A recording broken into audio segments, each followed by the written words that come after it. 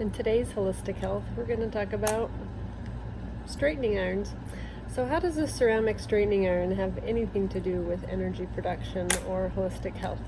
So most women use a straightening iron or some type of blow dryer or curling iron, correct? So if you do, most of us pick these ceramic irons because they make our hair dry faster.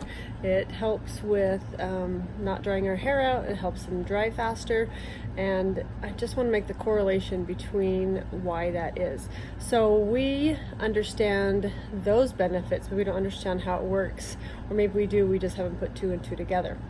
So there's negative ions that are in your hair that hold that charge in there. So what we're trying to do by blow drying it or straightening it is remove the negative ions, causing it to be positive, causing it to dry faster. So if that happens in that process, how about that happens in any other energy cultivating or draining activities in our life?